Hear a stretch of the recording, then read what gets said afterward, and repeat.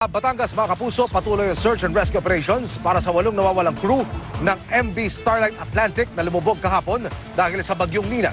May live report si June Veneracion. June.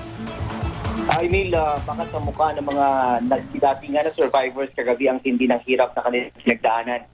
Sila ang apat na nakaligtas na crew member ng MV Starlight Atlantic na lumubog kahapon ng umaga sa dagat malapit sa Tingloy, Batangas sa kasagsagan ng bagyong Nina. Kwento ng chief engineer ng barko na si Ricky Allen o Lalen. Hinampas sila ng malalaking alon makaraang tumalon mula sa papalubog na barko. Maswerte pa rin daw sila at nakaligtas sa trahedya. Ang isa nilang kasamahang babae, bangkay na lang dumating sa Batangas Port. Meron pang 8 crew member ang hindi pa rin natatagpuan hanggang ngayon. 24 oras search and rescue operation ang sinasagawa niyan para sa mga nawawala.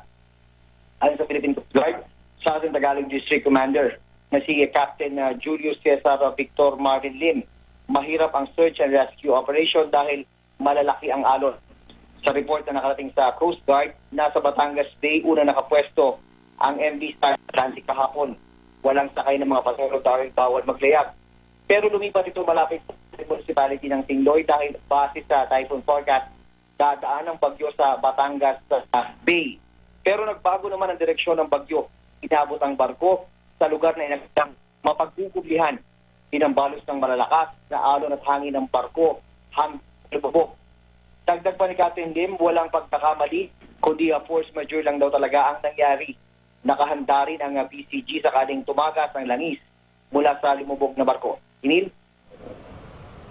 Maraming salamat, June Veneracion.